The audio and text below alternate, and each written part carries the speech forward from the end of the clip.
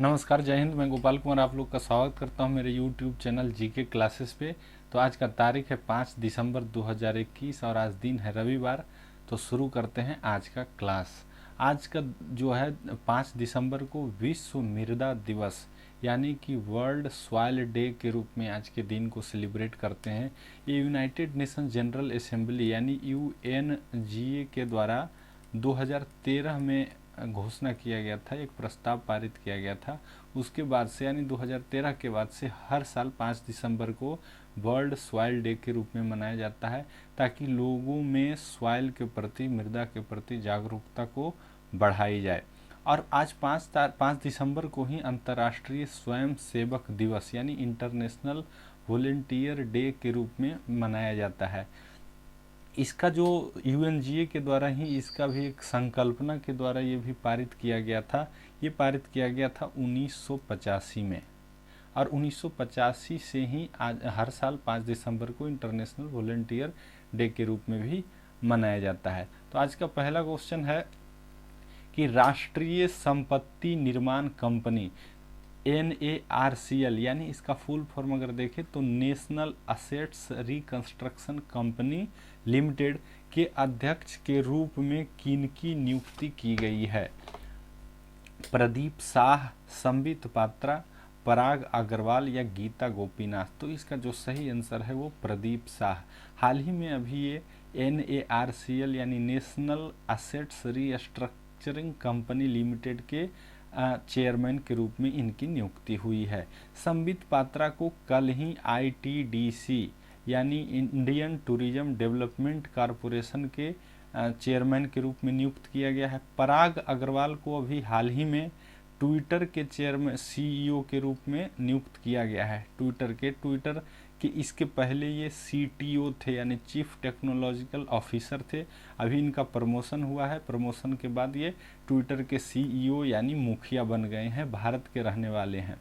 गीता गोपीनाथ भी चर्चा में अभी हाल ही में थी, क्योंकि अभी हाल ही में फॉर्चून द्वारा जो पत्रिका है वो जारी करती है, तो इंडिया में टॉप 50 वुमेन की लिस्ट में जो है गीता गोपीनाथ का 7th पोजीशन है।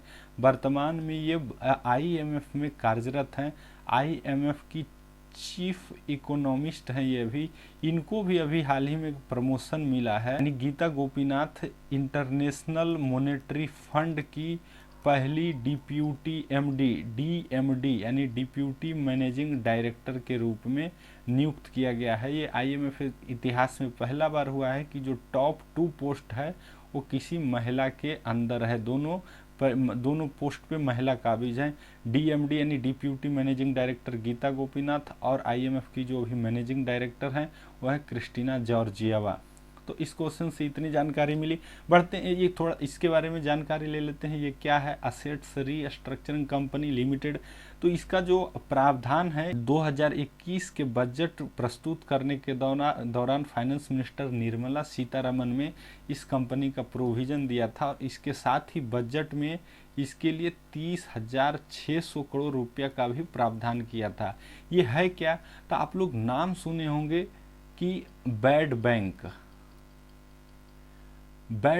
का नाम सुने होंगे। तो बैड बैंक क्या होता है? ये किसी तरह का बैंक नहीं है जैसा कि स्टेट बैंक और ये सब हैं। ये उस तरह का बैंक नहीं है। ये क्या करता है, जो बैंक हैं अभी एग्जिस्टिंग बैंक्स हैं और उनमें NPA काफ़ी मात्रा में हो गया है। NPA क्या बोलते हैं? नॉन परफॉर्मिंग असेट्स को। जैसे बैंक जब लोन देती है, किसी व्यक्ति को लोन दी, तो लोन को क्या करना है? वापस भी करना होता है। अगर जो लोन लेने वाला व्यक्ति उसको वापस नहीं कर रहा है, तो वापस नहीं अगर करने में वो सक्षम नहीं है, तो वो क्या हो जाता है? डिफ़ॉल्ट उसको कहते हैं। वो डिफ़ॉल्ट कर गया, तो उसी को वो जो लोन नहीं वापस कर पाया उसी को बोलते हैं NPA नॉन परफॉर्मिंग असेट्स। तो ये बैड बैंक्स यानी बैड बैंक्स का ही एक जो है रिफॉर्म्ड नेम है ये NARCL। ये क्या करती है कि ये उस बैंक से ये NPA जो है खरीद लेगी, और एक खरीदने के बाद ये रिकवर करेगी किससे? जो संबंधित जो लोन लेने वाले हैं उनसे ये रिकवर करेगी। इसको ARC भी कहा जाता है, असेट रिकंस्ट्रक्शन कंपनी। तो इसमें जो अभी है कि अगर जिस समय ये NARCL भारत के बैंक से लोन खरीदेगी, यानी जो नॉन परफॉर्मिंग असेट्स बन गए हैं, तो उनको उस समय जो है 15% क्या होगा, पे करना होगा, जो असेट्स का वैल्यू ये किया जाएगा, आंका जाएगा। और उसके बाद रिमेनिंग जो 85% है, वो जब ये असेट्स को सेल कर देगी तो उसको बेचे, फिर वापस करेगी बैंकों को। लेकिन अगर इससे 85% पूरी अमाउंट रिकवर नहीं हुई, तो वो जो बचा बीच वाला अमाउंट रह गया, वो किससे पूरा होगा, तो सरकार उसकी गारंटी ले रही है, और उसी गारंटी के लिए 30,600 करोड़ रुपया का प्रावधान सरकार ने किया है। तो ये एक तरह से एक कह सकते हैं कि जो डिफ़ॉल्टर्स हैं, वो डिफ़ॉल्टर्स को सरकार कंपेंसेट कर रही है अपने पैसे से, यानी टैक्स पेयर्स के पैसे से। तो इस क्वेश्चन से इतना, बढ़ते हैं अगले क्वेश्चन की ओर। अगला क्वेश्चन है, किस बैंक ने हाल ही में महिलाओं के लिए विशेष सुविधा संपन्न बचत बैंक योजना, जिसका नाम है महिला मित्र प्लस, शुरू किया है? यानी कौन से बैंक ने महिला मित्र प्लस नाम करके एक नया स्कीम शुरू किया है एक्सक्लूसिवली फॉर किसके, महिलाओं के लिए, यानी वोमेन के लिए? HSBC bank, ICICI, federal bank या फिर SBI? तो इसका जो सही आंसर है वो है फेडरल बैंक। अब फेडरल बैंक है तो फेडरल बैंक के बारे में हम लोग जान लेते हैं। इसका जो स्थापना है 1931 में हुआ था। इसका ये जो अभी है केरला में है, इसका जो हेडक्वार्टर है वो केरला में है, और श्याम श्रीनिवासन इसके जो हैं अभी MD है, मैनेजिंग डायरेक्टर हैं। तो इसमें क्या है कि ये स्पेशल महिलाओं के लिए शुरू किया है। तो इसके तहत जो है लोन अगर लेती हैं तो उसमें जो है दर रियायत होगा। आपका सेविंग अकाउंट है तो उसमें आप पैसा जमा करते हैं तो जो ब्याज दर है थोड़ा ज़्यादा दिया जाएगा। तो इस तरह से एक्सक्लूसिवली वुमेन के लिए ये क्या है, तो वुमेन को एम्पावर करने के लिए। तो ये सब स्कीम लाने के पीछे यही मकसद है कि जो इंक्लूसिव डेवलपमेंट का जो कॉन्सेप्ट है सरकार का, यानी सारे लोगों पार्टिसिपेट करें, पैसा को घर में नहीं रखें, अकाउंट खोलें और जा कर के बैंक में जमा करें। तो इस क्वेश्चन से इतना। ये HSBC के बारे में जान लेते हैं। HSBC जो है Hong Kong and Shanghai bank corporation है। ये UK बेस्ड एक कंपनी है। इसका जो हेडक्वार्टर है UK में है। 1865 में इसका स्थापना हुआ था। HSBC बैंक अभी हाल ही में चर्चा में था क्योंकि इसने पहला जो है रिसाइक्लेबल क्रेडिट कार्ड यूज करने का फैसला किया। यानी ये जो क्रेडिट कार्ड इशू करेगी वो रिसाइकिल्ड प्लास्टिक से बनी होगी। ICICI बैंक जो है इसका स्थापना जो है 1995 में हुआ था। 1995 में इसका स्थापना हुआ था। इसका जो रजिस्टर्ड ऑफिस है वो बड़ौदरा में है, और इसका जो कॉरपोरेट ऑफिस जो रजिस्टर्ड है वो कहाँ है, मुंबई में। ICICI अभी हाल ही में एक्सपोर्टर्स और इंपोर्टर्स जो हैं उनके लिए एक स्पेशल ट्रेड इमर्ज बोल करके एक योजना स्कीम लाई थी, ट्रेड इमर्ज।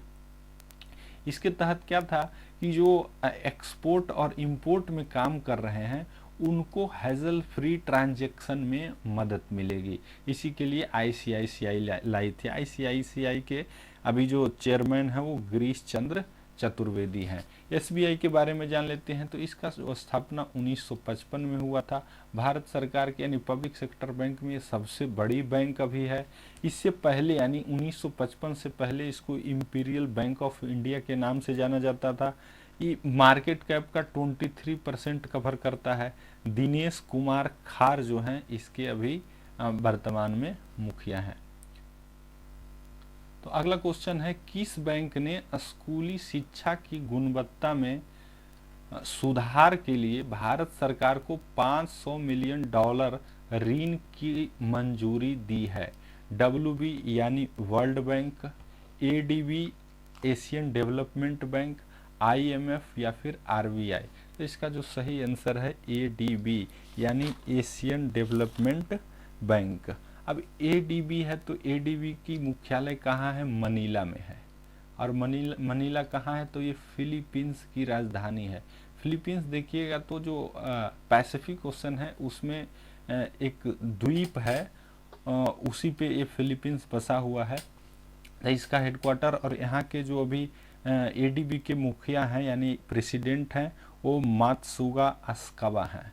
डब्ल्यूबी का स्थापना 1900 हाँ एडीबी का स्थापना कब हुआ था ये पूछता है बार बार, 1966 में हुआ था। यानी वर्ल्ड बैंक इसका स्थापना 1945 में हुआ था। इसका हेडक्वार्टर वाशिंगटन डीसी में है और इसके मुखिया भी जो हैं डेविड आर मालपास हैं। आईएमएफ के बारे में अभी हम लोग पढ़े हैं। इसके मुखिया क्रिस्टिना जॉर्जिएवा, इसका स्थापना भी 1945 में हुआ था। इसका भी हेडक्वार्टर वाशिंगटन डीसी में ही है। आरबीआई यानी रिजर्व बैंक ऑफ इंडिया, इसका स्थापना 1 अप्रैल 1935 को हुआ था।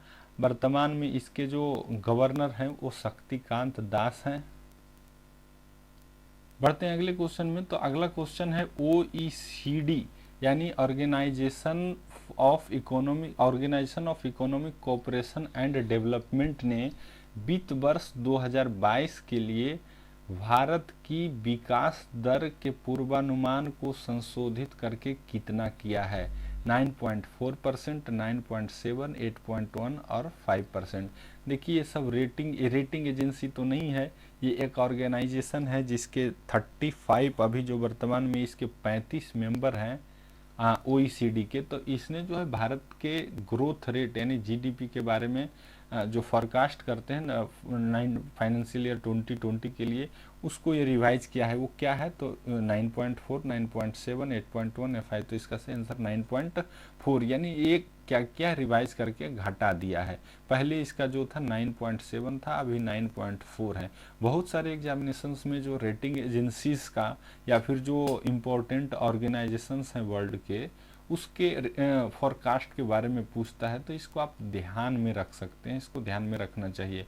ओईसीडी के बारे में हम लोग जान लेते हैं। तो ये एक जो है जो डेवलप्ड कंट्री हैं उनका एक संगठन है। इसमें सारे वैसे कंट्री हैं जिसका जो है ह्यूमन डेवलपमेंट इंडेक्स या बहुत सा पर कैपिटा इनकम क्या है ज़्यादा है। और इसमें सारे यूरोपियन कंट्रीज़ हैं, जैसे कि आप यूरोप में France, Germany, Spain, England, America, इस तरह के जो कंट्रीज़ हैं ये इसमें शामिल हैं। तो इसका जो स्थापना हुआ था ओसेड का 1961 में हुआ था। वर्तमान फॉर्म में ओईसीडी जो है ओईसीडी के फॉर्म में, इससे पहले 1948 में जब इसका स्थापना हुआ था उस समय उसको ओईसीसी कहते थे। अभी 1961 में इसका नाम बदल करके ओईसीडी कर दिया गया है। इसमें कितने मेंबर हैं? 35 कंट्रीज हैं। भारत इसका मेंबर नहीं है, यानी ये 35 में से भारत नहीं है, लेकिन जब मीटिंग होती है तो भारत को इनवाइट किया जाता है और भारत इसमें पार्टिसिपेट करता है। इसका जो मुख्यालय कहाँ है? पेरिस, फ्रांस की राजधानी कहाँ है? पेरिस में है। और वहाँ के अभी राष्ट्रपति कौन है? Emmanuel Macron. भारत जो रफाइल खरीदता है वो कहाँ से खरीदा है? फ्रांस से ही। फ्रांस की जो कंपनी है डेसॉल्ट वही बनाती है।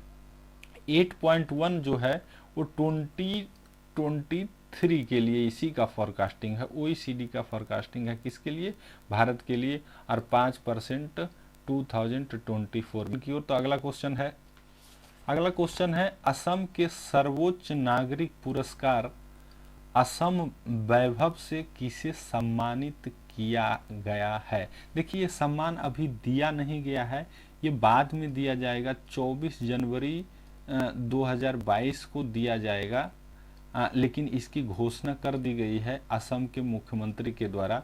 तो ये कौन है? रतन टाटा, संजय दत्त, लवलीना बोरगोहेन या रंजन गोगोई? तो इसका जो सही आंसर है वो रतन टाटा है। अब असम के बारे में हम लोग जान लेते हैं। तो असम के जो मुख्यमंत्री हैं हेमंत बिश्व शर्मा और यहाँ के गवर्नर हैं जगदीश मुखी हैं। और असम का जो स्थापना दिवस मनाया जाता है 2 दिसंबर को। अब 2 दिसंबर को स्थापना दिवस इसलिए मनाया जाता है क्योंकि असम पे जो सबसे लंबा शासन करने वाला जो राजवंश है वो है अहोम वंश के शासक थे। अहोम वंश के शासक थे।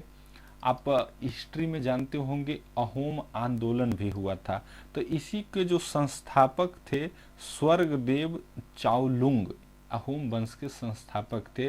तो जो इसके संस्थापना दिवस के रूप में इन्हीं की याद में जो है स्वर्गदेव चाओलुंग की ही याद में जो है 2 दिसंबर को असम दिवस के रूप में मनाया जाता है। ये अहोम वंश जो है असम पे 600 साल तक शासन किया था।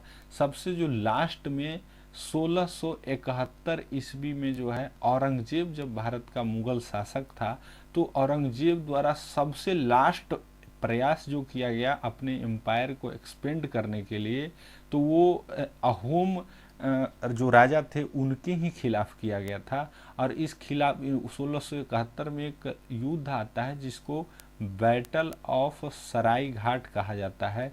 ये काफ़ी इम्पोर्टेंट बैटल है, बैटल ऑफ सराय घाट, क्योंकि इसमें जो है मुगल की तरफ से राम सिंह जो है नेतृत्व कर रहे थे, और जो है अहोम के तरफ से वहाँ के उस समय के जो सेनापति थे लक्षित बोड़फुकन नेतृत्व कर रहे थे, और बड़ा भीषण युद्ध हुआ था और ये अनिर्णायक रह गया था।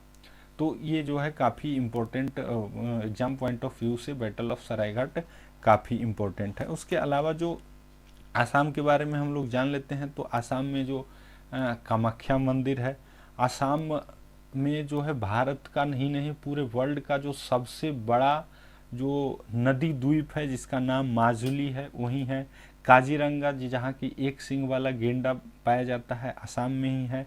आसाम जो है टी का यानी चाय का जो सबसे एरिया के रूप में, एरिया के टर्म में सबसे ज़्यादा जो है एरिया कवर करके चाय का उत्पादन आसाम में ही होता है। जोरहाट जो आसाम का शहर है उसको टी कैपिटल ऑफ इंडिया के नाम से भी जाना जाता है। तो ये रतन टाटा को दिया जा रहा है क्या, असम वैभव पुरस्कार। जिस तरह से भारत में होता है ना पद्म विभूषण, पद्म भूषण और पद्मश्री, उसी तरह से असम सरकार का है असम वैभव, असम सौरभ और असम गौरव। ये 3 पुरस्कार, ये तीनों पुरस्कार का भी घोषणा किया गया है। ये जो है 19 लोगों को दिया जा रहा है। तो इसी में असम वैभव जो है वो रतन टाटा को दिया जा रहा है, क्योंकि रतन टाटा जो है असम सरकार के साथ मिलकर के असम में 19 कैंसर हॉस्पिटल का स्थापना किए। उनके इन्हीं प्रयासों के लिए उनको असम वैभव दिया गया। संजय दत्त को अभी हाल ही में अरुणाचल प्रदेश का ब्रांड एम्बेसडर चुना गया था। लवलीना बोरगोहाइन को जो है असम सौरभ पुरस्कार दिया गया है।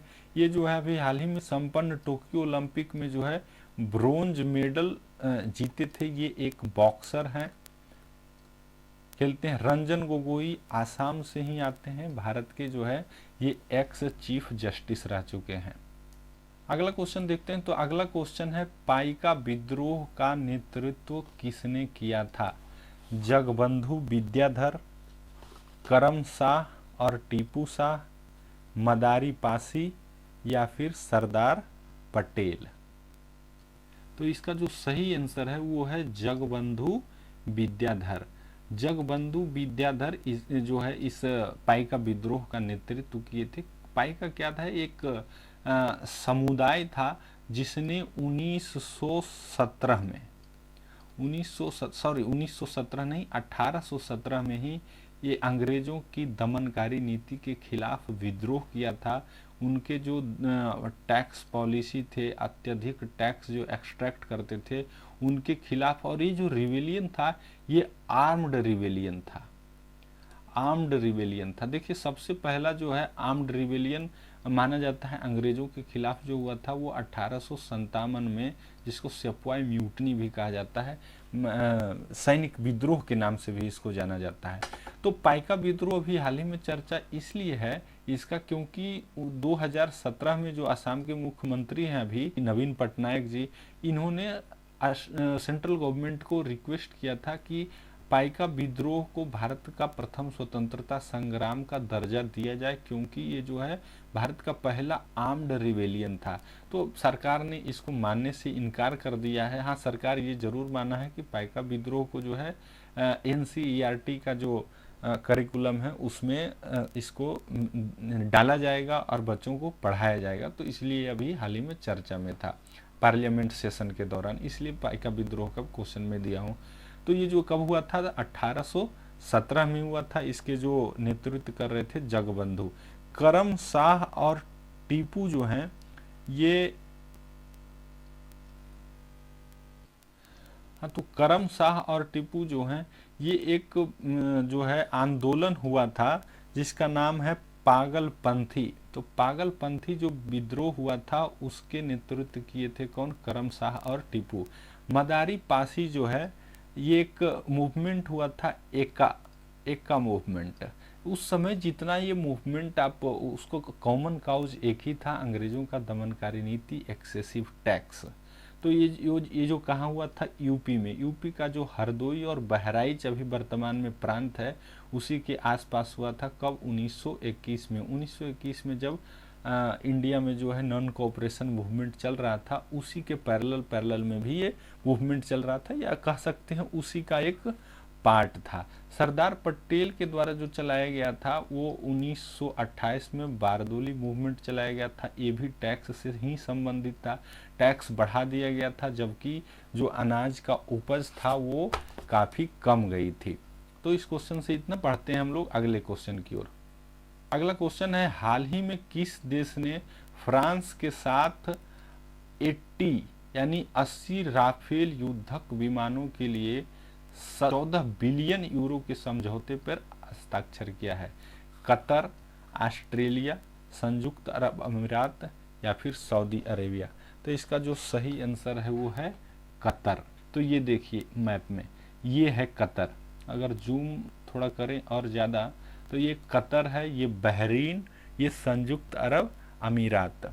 तो इन लोग भले ही सारे किंगडम है इधर इस एरिया में, देखें जितना देखिएगा, सऊदी अरेबिया हो, बहरीन हो, कतर हो, यहाँ सभी कहीं भी लोकतंत्र नहीं है। यहाँ मुस्लिम शासन चलता है, शरिया के हिसाब से यहाँ कानून चलता है। तो कतर बहुत ही छोटा सा जो है एक कंट्री है। इस यहाँ का जो एरिया है मात्र 11,500 स्क्वायर किलोमीटर है। आइए देखिए फारस की खाड़ी में है। और ये कतर एक क्या है? प्रायद्वीप है। प्रायद्वीप क्या होता है कि अगर इसको जूम इन कीजिएगा, थोड़ा कम जूम कीजिए, तो ये देखिए ये जो एरिया है इसको अरब प्रायद्वीप कहा जाता है। प्रायद्वीप को जो इंग्लिश में है पेनिनसुला कहते हैं। अगर कोई भी पोर्शन अपने 3 तरफ से पानी से घिर जाए और एक तरफ जमीन से जुड़ा हो तो उसको कहते हैं प्रायद्वीप, पेनिनसुला। अगर चारों तरफ ही जुट जाए पानी से तो उसको कहते हैं आइलैंड। जैसे ये देखिए मेडागास्कर क्या है? एक आइलैंड है। और ये अरब क्या है? एक प्रायद्वीप है। और अरब प्रायद्वीप में भी एक प्रायद्वीप है, कौन?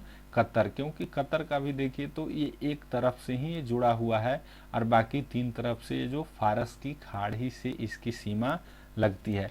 तो एक छोटा सा देश है, यहाँ की राजधानी जो है दोहा है। छोटा सा देश है लेकिन काफ़ी संपन्न है।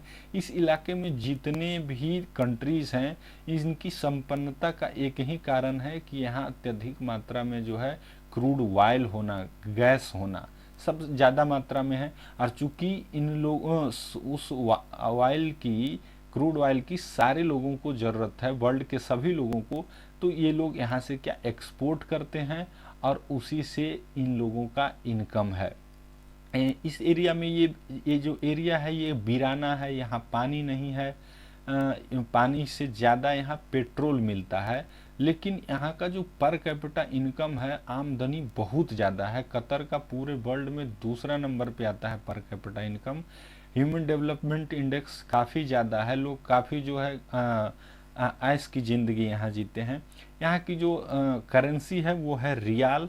पर कैपिटा इनकम सबसे ज़्यादा। और ये क्या है? एक पेनिनसुला। यहाँ की प्रधानमंत्री या फिर शासक के बारे में जानकारी रखना, उनका नाम कोई बहुत ज़रूरी नहीं है, ऐसे नाम बहुत लंबा लंबा भी इन लोगों का रहता है।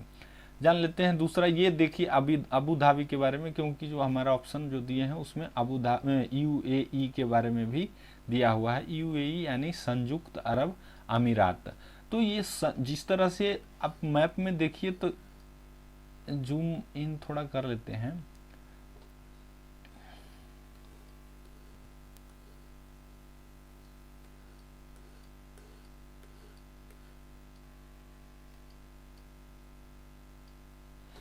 तो ये है संयुक्त अरब अमीरात। जिसे संयुक्त का मतलब होता है यूनाइटेड। तो जिस तरह से यूएसए का फुल फॉर्म क्या है, यूनाइटेड स्टेट्स ऑफ अमेरिका, तो उसमें क्या है कि उस समय जितने भी अमेरिका में कंट्रीज नहीं जो प्रांत थे, उन प्रांतों ने आपस में एक समझौता किया, क्या कि हम लोग साथ रहेंगे और साथ रह करके एक कंट्री के रूप में रिप्रेजेंट करेंगे। तो इसलिए उन लोग के समझौते के कारण उनको यूनाइटेड बोला जाता है, उन लोगों की आपस में एक सहमति है। उसी तरह से संयुक्त अरब अमीरात भी है। अमीरात क्या होता है कि जो अमीर, अरबी भाषा का वर्ड है, अमीर लोग का जो किंगडम होता है, यानी किसी पार्टिकुलर एरिया पे जो शासक हैं उनको अमीरात कहा जाता है और वहाँ के शासक को अमीर कहा जाता है। तो यहाँ पे जो संयुक्त अरब अमीरात में है, उसी तरह से 7 अमीर वहाँ शासन करते हैं और उन लोगों ने आपस में एक डिसाइड किया हुआ है कि हम लोग जो है अलग अलग हैं लेकिन एज ए कंट्री कंबाइंड रूप से रिप्रेजेंट करेंगे। तो इसीलिए इसको संयुक्त अरब अमीरात कहा जाता है। यहाँ की राजधानी जो है अबू धाबी है। यहाँ का एरिया 83,000 कतर से थोड़ा ज़्यादा है। कतर से भी छोटा जो है बहरीन है।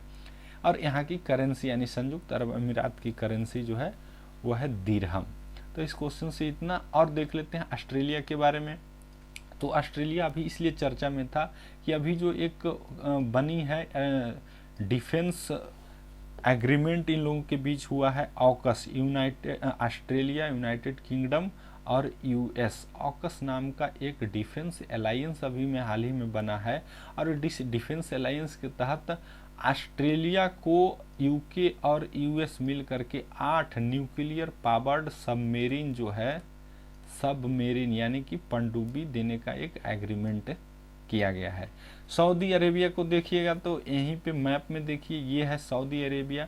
अरेबियन पेनिनसुला में जो है सबसे बड़ा कंट्री है ये सऊदी अरेबिया, और ये अपने आप को जो है दादा समझता है। नोट मतलब इस एरिया का ही दादा नहीं, जो पूरा मुस्लिम वर्ल्ड है उसका ये दादा अपने आप को मानता है। हालांकि सऊदी अरब और ये देखिए ये है ईरान, इन दोनों में आपस में काफ़ी दुश्मनी है, क्योंकि मुसलमानों में जो है ये ईरान है, ईरान में जो शिया कम्युनिटी हैं और सऊदी अरब में जो है सुन्नी लोग रहते हैं, और इन दोनों का आपस में बनता नहीं है, कट्टर दुश्मन है दोनों के।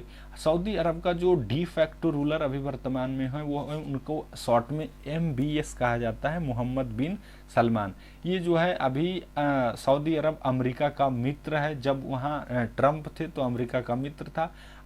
अमेरिका में जब भी रिपब्लिकन गवर्नमेंट आती है तो उस समय ये वहाँ का मित्र बन जाता है, और जैसे डेमोक्रेट आती है तो इनको जो है वो वैल्यू नहीं देता है, डेमोक्रेट लोग इनको वैल्यू नहीं देते हैं। तो इस क्वेश्चन से इतनी जानकारी मिली। बढ़ते हैं अगले क्वेश्चन की ओर। अगला क्वेश्चन है, हाल ही में ग्रेटर टिपरालैंड चर्चा में था, ये क्या है? ग्रेटर टिपरालैंड एक जनजाति है, बंगाल की खाड़ी में एक द्वीप है, त्रिपुरा का एक हिस्सा है, या फिर भारत और बांग्लादेश के बीच एक विवादित स्थल? तो इसका जो सही आंसर है वो है त्रिपुरा का एक हिस्सा है। अब क्या है कि 1971 में जब भारत बांग्लादेश के बीच युद्ध चल रहा था तो उस समय बहुत सारे लोग बांग्लादेश से एज ए शरणार्थी भारत में इंटर किए थे, और उससे क्या हुआ कि उस एरिया का जितने भी स्टेट्स थे उनका डेमोग्राफी जो है चेंज हो गया। अब ये त्रिपुरा है, तो त्रिपुरा में जो अभी वर्तमान में 19 नोटिफाइड जो ट्राइब्स हैं, अब इनको अपनी जो है ओरिजिनलिटी बनाने के लिए क्या करना है, ये अपने आप को मानते हैं कि हम जो है अलग रहेंगे, उससे क्या होगा, हमारा जो ट्रेडिशन है, परंपरा है, वो बचा रहेगा। लेकिन अब ये बांग्लादेश से जो इंसर्जेंट रिफ्यूजी आए हैं उनसे क्या हुआ है कि ये लोग माइनॉरिटी में हो गए हैं। तो ये माइनॉरिटी में होने के कारण ही त्रिपुरा में ही एक अपने हिस्से को अलग करके सरकार से बोल रहे हैं कि हमको एक अलग बना दीजिए, ग्रेटर टिपरालैंड, हम लोग साइड में वहीं रहेंगे, हम अपने जो है ट्रेडिशन को बचाएंगे, और बाकी बचे हुए हिस्से में जो शरणार्थी आए हैं उनको रहने दीजिए। तो ग्रेटर टिपरालैंड क्या है? त्रिपुरा लैंड का ही एक हिस्सा है, जो कि स्पेशल मतलब अपने आप को एक सेपरेट स्टेट का ये डिमांड कर रहे हैं। ये अभी पार्लियामेंट सेशन में है, इस दौरान ये चर्चा में था। इसीलिए ये क्वेश्चन दिया गया है। पढ़ते हैं अगला क्वेश्चन। आज का जो है अगला क्वेश्चन है कि भारतीय संविधान के किस अनुच्छेद में महाभियोग का प्रावधान है? अनुच्छेद 61, अनुच्छेद 317, 124 या फिर 72। तो इसका जो सही आंसर है वो अनुच्छेद 61। इसी में किसकी चर्चा है? महाभियोग की चर्चा है। अब महाभियोग को इंग्लिश में बोलते हैं इम्पीचमेंट। अगर प्रेसिडेंट को उनके पद से हटाना हो तो उसके लिए जो प्रक्रिया अपनाई जाती है उसको बोलते हैं महाभियोग। अब ये आर्टिकल 61 में है, तो इसका क्या प्रक्रिया है? तो ये लोकसभा या राज्यसभा कहीं भी ये शुरू किया जा सकता है, लेकिन शुरू करने से पहले उस जो है सभा का यानी उस सदन का जो टोटल कैपेसिटी है उसका 1/4 1/4 लोगों का सहमति होना चाहिए। और ये सहमति अगर हो गया है तो भी ये महाभियोग शुरू करने से पहले 14 दिन पहले प्रेसिडेंट को क्या करना होगा? इंटीमेट करना होगा। अगर 1/4 लोग सहमत हो गए हैं तो उस सदन में फिर क्या होगी? बहस होगी। बहस के बाद अगर 2/3 बहुमत से, 2/3 किसका? जो पार्लियामेंट की फुल कैपेसिटी है। जैसे अगर लोकसभा की बात करें तो लोकसभा की जो कैपेसिटी है वो 545 है, तो 545 का 2/3 लोग अगर इसको पास कर देते हैं तो फिर कहाँ चला जाएगा? ये दूसरा सदन में। और दूसरा सदन में जाने के बाद यहाँ पे प्रेसिडेंट को मौका दिया जाएगा क्या? अपना पक्ष रखने का, स्वयं या फिर किसी अपने रिप्रेजेंटेटिव के द्वारा उनको सुना जाएगा। और उसके बाद भी ये सदन अगर 2/3 बहुमत से पास कर देती है तो जिस दिन ये पास हो जाएगा उसी दिन से प्रेसिडेंट अपने पद से पदच्युत हो जाएंगे। तो ये प्रक्रिया क्या है? महाभियोग है। आर्टिकल 317 क्या कहता है? तो ये जो है यूपीएससी या फिर स्टेट पीसीएस जो स्टेट पब्लिक सर्विस कमीशन, इनके जो चेयरमैन या मेंबर होते हैं उनको हटाने का प्रावधान है। किसमें? आर्टिकल 317 में। देखिए भाग 14 जो है अपने संविधान का भाग 14 में जो है वो, तो भाग 14 में जो चर्चा है किन चीज का? ये यूपीएससी और बीपीएससी यानी संघ लोक सेवा आयोग और राज्य लोक सेवा आयोग SPSC state public service commission. तो उनके चेयरमैन को किस तरह से हटाया जा सकता है? तो अगर प्रूव्ड मिस बिहेवियर के बेसिस पे, और वो मिस बिहेवियर को पहले प्रेसिडेंट क्या करेंगे? रिफर करेंगे किसको? सुप्रीम कोर्ट को, और सुप्रीम कोर्ट जांच करेगी। जांच के दौरान वो अगर सही पाता है तो ये अपना रिपोर्ट प्रस्तुत करेगी प्रेसिडेंट को, और प्रेसिडेंट इसके बेसिस पे, सुप्रीम कोर्ट के जांच के बेसिस पे यूपीएससी के चेयरमैन को या मेंबर को क्या कर सकते हैं? हाँ, हटा दे सकते हैं। हाँ, ये रेफरेंस पीरियड के दौरान प्रेसिडेंट के पास पावर है कि इसको सस्पेंड कर सकते हैं। इसके अलावे जिसमें रेफरेंस की जरूरत न हो, अगर जो है चेयरमैन जो है इंसॉल्वेंट हो गया हो, इनसेन हो गया हो, तो उस स्थिति में भी प्रेसिडेंट के पास पावर है कि without reference to supreme court they can remove the member और चेयरमैन ऑफ यूपीएससी और concern state public service commission. Article 124 में क्या है? तो इसमें सुप्रीम कोर्ट या हाई कोर्ट के जो जज हैं उनको किस तरह से हटाया जाता है इसका प्रावधान है। इनका जो हटाने की प्रक्रिया है इसको इम्पीचमेंट नहीं कहते, महाभियोग जैसी प्रक्रिया कहा जाता है। भारत के इतिहास में ये एक बार मात्र हुआ है। भी रामास्वामी जो है भारत के उस समय जो है चीफ जस्टिस थे, इनको जो फाइनेंशियल इरेगुलरिटीज़ के संबंध में इनके ऊपर इम्पीचमेंट शुरू हो गई थी, लेकिन पार्लियामेंट उसके बाद भंग हो गया, संसद भंग हो गया और फिर दोबारा नहीं शुरू हुआ। अनुच्छेद 72 में क्या है? तो जो है प्रेसिडेंट का क्षमा संबंधी जो प्रावधान है वो 1972 में है। इसके तहत प्रेसिडेंट भारत के किसी भी संसद इसके तहत प्रेसिडेंट भारत के किसी भी कोर्ट इंक्लूडिंग मार्शल कोर्ट के द्वारा दिए गए सेंटेंस को यानी सजा को क्षमा कर सकते हैं। लेकिन इसके तहत जो है 5 तरह का जो प्रावधान है प्रेसिडेंट कर सकते हैं। क्या है? उसको पार्डन कर सकते हैं, उसको कम्यूट कर सकते हैं, उसको रिमिशन कर सकते हैं, उसको रेस्पाइट कर सकते हैं और उसको रिप्राइव भी कहते हैं। पार्डन का मतलब होता है क्षमा कर देना, यानी पूरी तरह से वो जो क्या हो गया, क्षमा कर दिया गया। कम्यूट करने का मतलब होता है चेंज कर देना। प्रकृति कम्यूट का मतलब होता है कि चेंज कर देना प्रकृति को, इसमें जो है नेचर ऑफ सेंटेंस को चेंज कर दिया जाता है। जैसे अगर किसी आदमी को कठोर कारावास का सजा दिया गया है 5 साल का, तो प्रेसिडेंट उसको 5 साल का ही सजा रखेंगे, लेकिन कठोर से साधारण कर देंगे। रिमिशन का क्या है, तो इनको प्राविलंबन, हिंदी में इसको बोलते हैं प्राविलंबन। इसमें किसी कारणवश प्रेसिडेंट उसके जो सजा को देर कर सकते हैं, यानी होल्ड कर सकते हैं। रेस्पाइट का मतलब होता है विराम कर देना, यानी ये स्पेशली जो है स्पेशल केस में किया जाता है। रेस्पाइट का जो है उपयोग किया जाता है, खास करके जब गर्भवती महिलाएं हैं तो उनको जो है इस रेस्पाइट के तहत क्या किया जाता है, उनके ऊपर जो सेंटेंस है उसको कम कर दिया जाता है। उसके बाद आता है रिप्राइव। रिप्राइव में क्या किया जाता है, इसमें प्रकृति को चेंज नहीं की जाती है। जैसे कम्यूटेशन और रिप्राइव, यानी लघुकरण और परिहार में अंतर समझिए। इसमें प्रकृति तो चेंज नहीं की जाती है, लेकिन जो ड्यूरेशन है उसको कम कर दिया जाता है। जैसे अगर 5 साल का सश्रम कारावास है तो उसको 2 साल का कारावास रहेगा, लेकिन वो सश्रम ही रहेगा। इसको कहते हैं परिहार। तो इस क्वेश्चन से इतना, बढ़ते हैं अगले क्वेश्चन में। तो अगला क्वेश्चन आपकी जानकारी के लिए सिर्फ है, ये क्वेश्चन नहीं है। क्वेश्चन है ये कि पद्म श्री विनोद दुआ भी हाल ही में, आज ही इनका यानी 4 दिसंबर को इनका जो है निधन हो गया। ये जो है टीवी पत्रकारिता जगत के काफ़ी जाने माने पत्रकार थे। इनको पहला रामनाथ गोयनका उत्कृष्ट अवार्ड पुरस्कार दिया गया था। 2008 में इनको पद्म श्री दिया गया था। लाइव टेलीविज़न पे जो शो करते थे उनके लिए काफ़ी जो है मशहूर हुए थे। जायका इंडिया नाम का इनका एक शो था। तो आज के लिए इतना ही। पूरा वीडियो देखने के लिए बहुत बहुत धन्यवाद। अच्छा लगा हो तो लाइक कीजिए, दोस्तों के बीच शेयर कीजिए और हाँ, चैनल को ज़रूर से ज़रूर सब्सक्राइब कर लीजिए। Thank you very much.